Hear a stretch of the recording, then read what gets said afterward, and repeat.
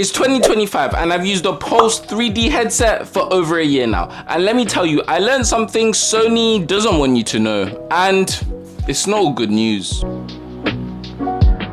At first, the 3D audio felt like a game changer. I really felt inside the game. But after a full year of using this headset every day, I did notice some real limitations with this headset. But let's start at the beginning, the price. In regards to all other gaming headsets out there, it's definitely on the pricier side, coming in at just under £90. And the price hasn't taken a single dip in the last 5 years, still ranging around that price range. But of course, the second-hand market is significantly cheaper. However, you do definitely need to double check to make sure you're not buying a dodgy one. Don't get me wrong though, I do believe the audio quality is deserving of this price. It's always clear and sharp. However, it does have a lack of bass, which you most definitely shouldn't be getting at this price point. But as you know, the actual main part of this headset is the 3D audio, and it's been great. It's worked fantastically and it's continued to work fantastically through all the time that I've used it, allowing me to hear more environmental sounds, which adds just a tad more depth to my gaming experience. But unfortunately, not all titles have this 3D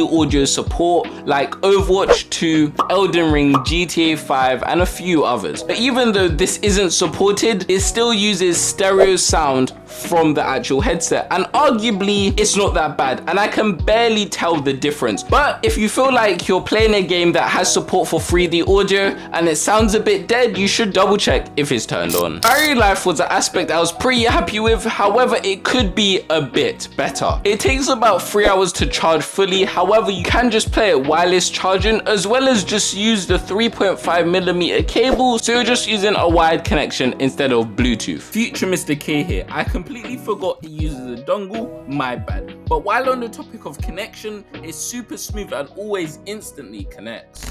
The build is simple, sleek and durable, and I've hardly seen any wear and tear over the past year. And for the most part, I would honestly say it's super comfortable. Typically, I wear it like this, and I guess it does cause some discomfort, but as soon as you have two in, it feels absolutely amazing, and it's one of my top headsets in regards to comfortability for just the band and the overall shape. I will say in regards to the cushions, they are a bit firmer than I would typically like to have, and if they were a bit softer, I would prefer it. That's what she said.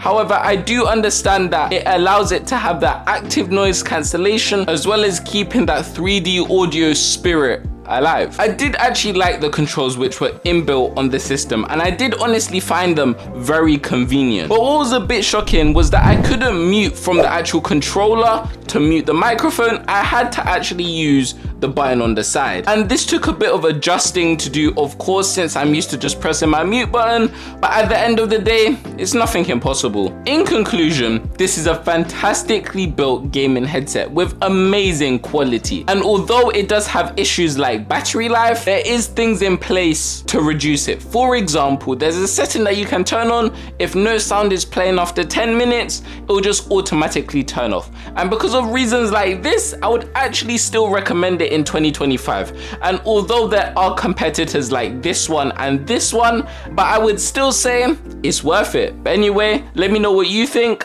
Like, subscribe, support the channel, and I'll catch you in the next one.